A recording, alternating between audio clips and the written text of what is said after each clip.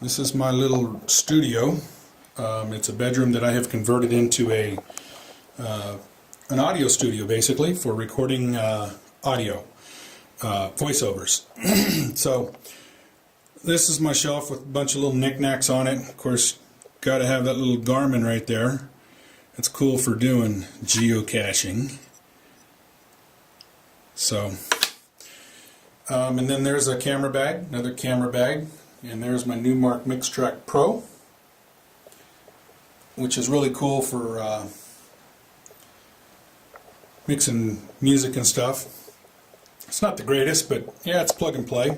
It works. Extra lights. These are lights I use on photo shoots. They're complete with umbrella kits. The umbrellas are down below. I use umbrella kits with them because they're solid light. Titanium toast, baby. Yeah. DVDs, software, etc., etc. Cases. I got some pictures there. Haven't put them up yet. Cords, cases for like my microphones and things like that. Then down below you'll see my little dolly that I use for video production. I put it on my tripod and I can move my tripod. It's a dolly. And I have my other stands for these lights and for the green screen. Those of you that have been watching my videos will remember that I had my room as a green screen room. I don't do any video production like that in here anymore, so I don't have that in here anymore. But I do have the green screen, the mobile green screen kit, extra paper for the printer and some scripts there that I need to pop out in here in a little while, and the clamps and all that. Down here I have a file cabinet. And then here I have my, behind there you'll see a TV, and then here I have one of my high definition cameras that I use for video production. It's a Sony high definition camera, professional series, XLR connectors. I rarely use the onboard microphone. I do have the windscreen muff for it for when I do use it outside. I normally use these. These are the Sony UWP series wireless lavalier mics. I have two of them, one for each camera. And I either use those or I use an XLR microphone with a cable. There's a light back there. What happens when you're shooting video or you're doing photography is if any natural light puts out, you see that yellow around there? That's called tungsten. And it comes out of lights.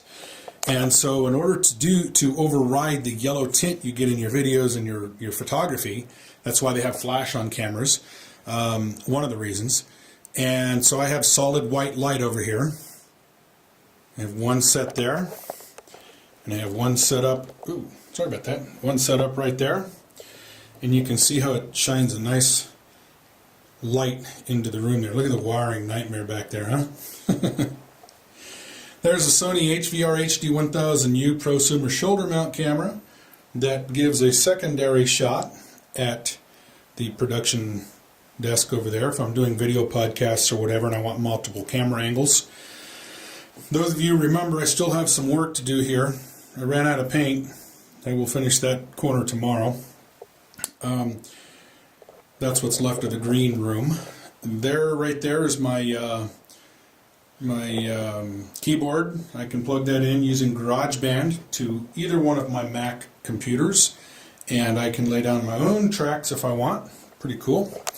Over here we have the telephone, we have the modems for the high-speed cable internet. Gotta have that high-speed internet when you're using high-definition files, guys.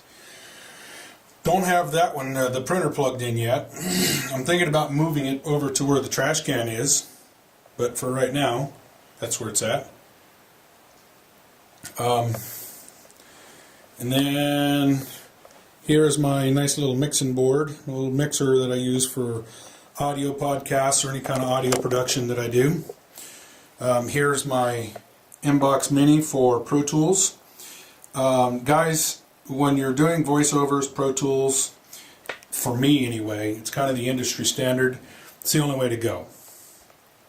Then we have our Rode Boom for our microphone, which we use to, what we're doing is we're taking the microphone off of the desk and we are putting it, because what happens is when it's on the desk you will get feedback from the fans. If it's sitting on this glass, it'll pick up the feedback from the fans on the computers, and you'll get a hum. So what I've done is I've taken it off of the desk. Plus, this gives me comfort where I can actually move the boom around wherever I really want, and it's just a little better that way. Pop filter installed as well. This is my little MacBook Pro that I use. I use that when I'm doing all podcasts or anything audio, any kind of audio production. It has Pro Tools on it. I use the 27-inch iMac when I'm doing any kind of video production. It also has Pro Tools loaded on it. Both of these I use for audio and video production. And then over there in the corner, I have that little guy over there. That's my little PC laptop. Yes, I do use both. The white one is the wireless for the 27-inch iMac, and the black one is for the PC. Down over here I have a wireless keyboard tucked away here for the Mac, for the 27-inch iMac. And then I have this nice little chair. When you spend as much time in here as I do, because remember now, I do video production, I do audio production, I have a photography video business, and I do internet marketing. So I spend quite a bit of time in this little room here. So I went on ahead and spent a little extra money and got myself a nice chair. And then I have sound suppressors on the wall. This is not a soundproofing material. This is a sound absorbing material. What it does is it helps absorb the sound so that you don't get any echoes, because these microphones, this is an MXL microphone, and I have it tuned pretty hot, so it picks up